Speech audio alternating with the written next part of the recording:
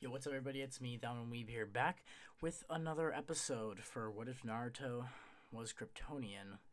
A few things that we established is that the Naruto that we know is actually Hikaru, which means light in Japanese, and that is not his name is so the Naruto that you knew has the same chakra abilities. Without the nine tails, he has the Uzumaki chakra pool and the Uzumaki chakra chains. Is Hikaru. Naruto, who is Minato and Kushina's adopted first child, is a Kryptonian from the planet Krypton out in space, who has then sealed the QB inside of, and then we've established that what's happened with Kakashi raising the two after the death of their parents, and how their life has gone. So let's get right back into the story right here. Naruto is 12 years old at this point, and as we have uncovered many of his classmates, we established that Naruto is 3 years older than his younger brother.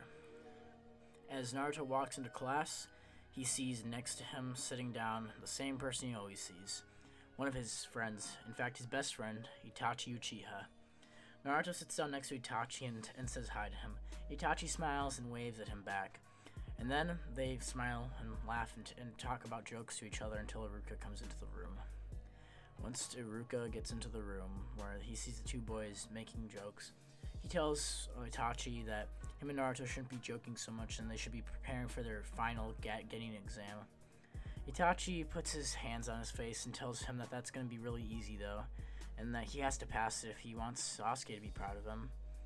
At that point, Naruto tells the same about with his younger brother Hikaru. At that point, they then get ready to take the test.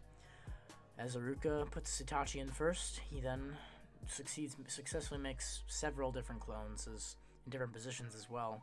Iruka's heavily impressed and gives him an A. At this point, Naruto, as he's walking down, prays harder than he ever had before for a god of any kind in this world to help him and give him the chakra that he needed in order to pass. Naruto had, as we established, doesn't have any of his own chakra at that point, and he just wishes he could do something. Then, deep inside of him, the QB, hearing Naruto's plea for help, decides to give him a scrap of this chakra. As this orange chakra fills through Naruto, his Kryptonian body begins to open up the pathways that the Kryptonian race had never opened or unlocked, giving him access to chakra. Though it's probably the smallest amount of chakra that anyone in that age range would ever get, and that he would have to grow it himself as he was a newcomer when it comes to using chakra. As Naruto walks into the exam, he then makes the hand seals, which he does perfectly, as he always does, and he then tries and pushes this energy that he wishes he had into it. Suddenly, to Naruto's surprise, a puff of smoke appears next to him, and one single clone that looks pretty much just like him appears.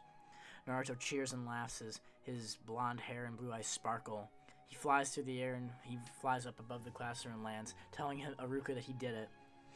Iruka smiles and tells him congratulations on becoming a Genin, and he knew he could do it.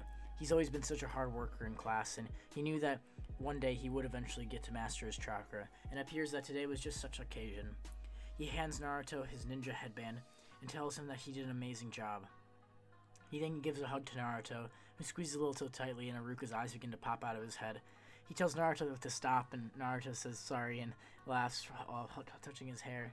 Iruka snaps his arms back and he stretches out to make his bones crack from the pain from being squeezed by Naruto. At that point, Naruto runs off of his headband and shows Itachi. Itachi smiles and tells him he knew that he would get past, and then tells Naruto that if maybe they'll be on the same team even. Naruto hopes this is true and then smiles, thinking about how cool it would be for him to be on the same team as Itachi. Then, the next morning came after he went home and showed Haruko his headband. As Haruko sees his headband, his eyes light up with joy. He looks at his older brother with glee and impressed that his brother could actually do it. Then, Naruto flexes on his younger brother one more time, creating the clone jutsu and showing one clone of himself. Naruto's eyes sparkle and he tells him that he can still probably beat him though with chakra use. He then, using his Uzumaki chain, slashes forward and breaks the clone into dust after showing that it's an illusion. Sticks his tongue out at his brother, and his brother rushes over and punches him on the head a little bit, not to hurt him but just to mess with him. Naruto has a small bump in his head and rubs it, telling him that that hurt. They then roughhouse and fight until they both pass out asleep on the couch in the living room. Naruto, just before he goes to sleep, sees a picture of his dad.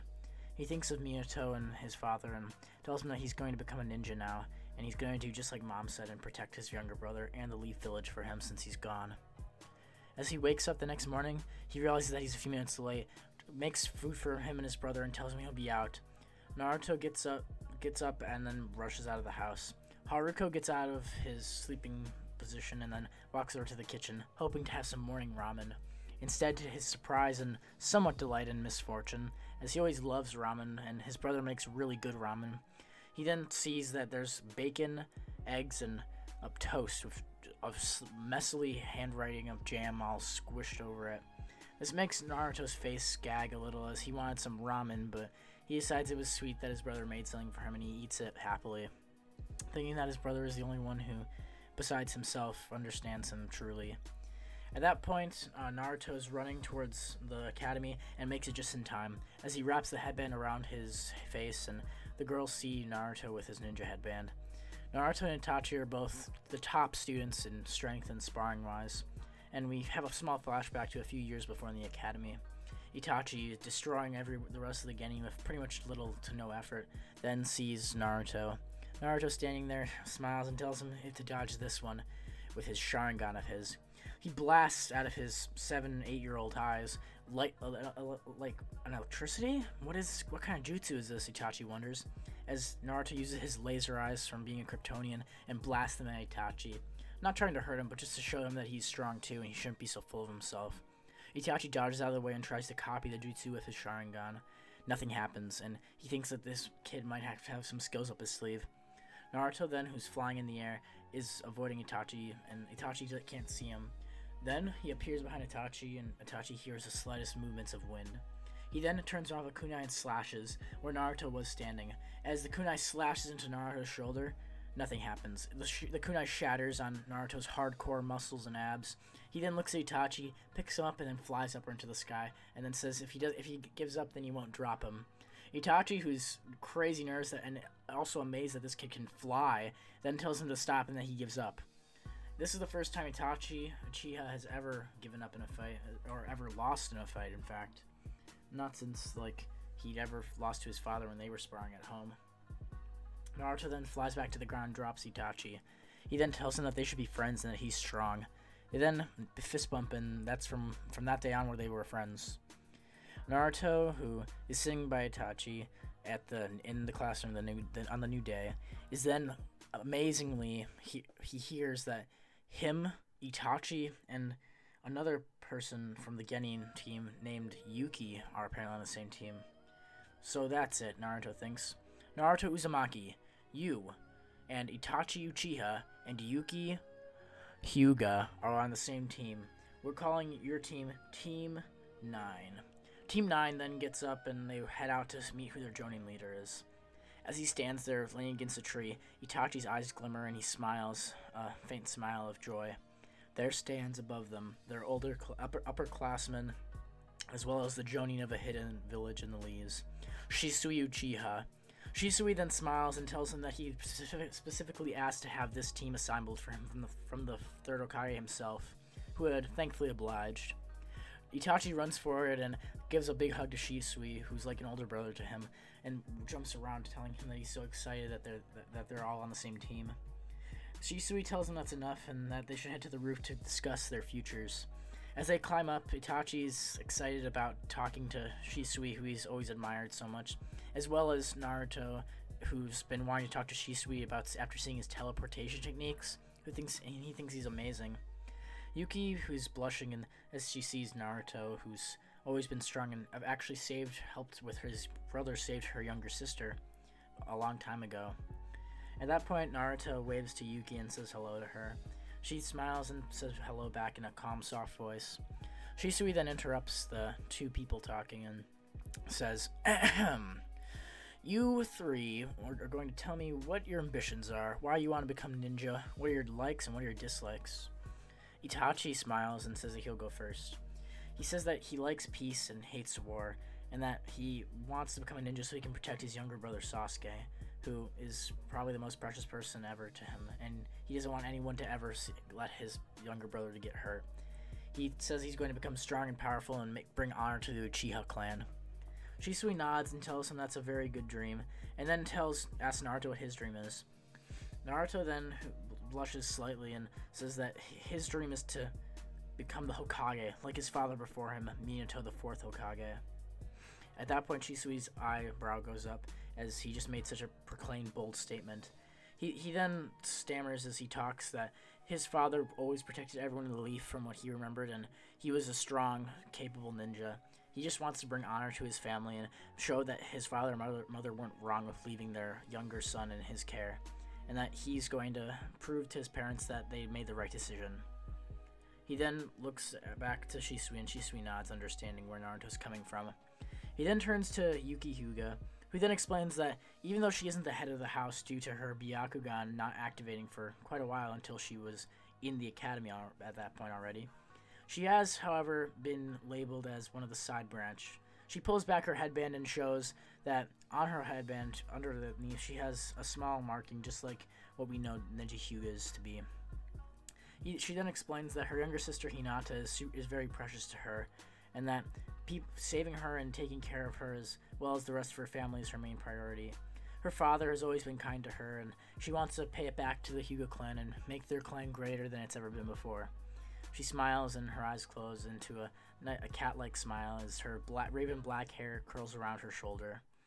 She looks at Shisui, and Shisui nods again, telling them that they all have very, very good dreams. He then tells them to follow them, and he disappears, teleporting. Itachi activates his 3 Tomoe Sharingan, which has been impressive ever since they'd entered the academy, and tells Naruto and them to follow him. He asks Naruto if they can give them a ride. Naruto agrees, and he tells him to hop on. He picks up the 2 of them and flies into the air, with little to no effort, and flies over to where Itachi's directing him. As they fly over there, they then see Shisui standing casually against a tree eating an apple. As he sees the trio approaching quite fast, he throws the apple away and starts to pull 2 bells out of his side.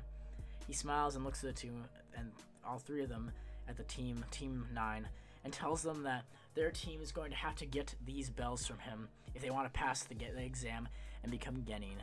He then looks at Naruto and says, "This exam was actually created by your father, the 4th Hokage. Now, come at me." And there's where we're going to end part 3 for What If Naruto Was a Kryptonian. I hope you guys like what I'm doing with the story. I hope you guys like the character that I'm writing for Itachi, as well as my own original Hyuga character, Yuki.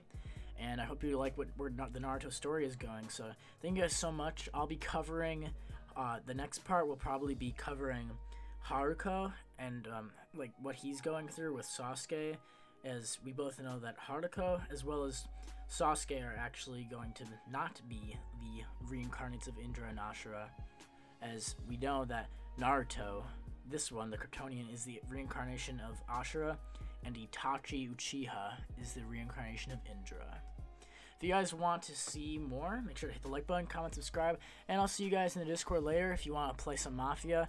And yeah, so I'll see you guys later. Bye. It's black and white.